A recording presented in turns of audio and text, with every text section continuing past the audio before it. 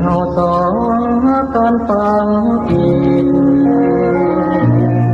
บอกอยู่คิดว่าจะห่างกันได้แต่น้องมัน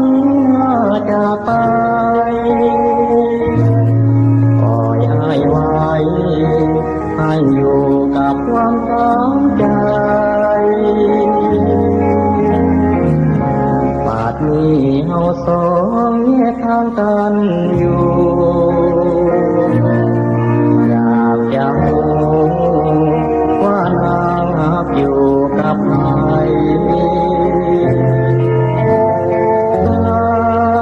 นั้นมีรักจริงหรือใดสุขสมใจหรือนางน้ำตาหลั่งนองข้ายอมรับความเจ็บช้ำทุกสิ่งที่ทำให้ไว้ถ้านี้อภัยให้น้องยังหักยังบ่ลวงหักหองหนึ่งบ่มีสองบ่จืดจางหากนางถูกลวงรักวงคมคืนอยากจะลืมย้อนหาเขาเปลี่ยนเป็นลางจงย้อน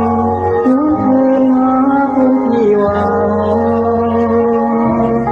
อยู่ทางหลังหายังหาทางดังเดิ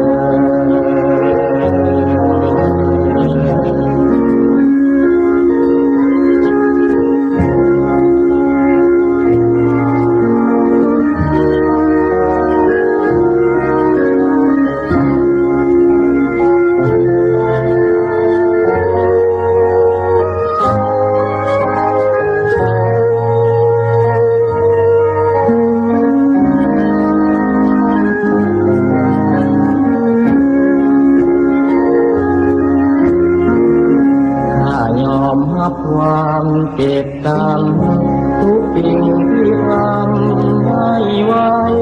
ข้านี้อภัยให้น้อง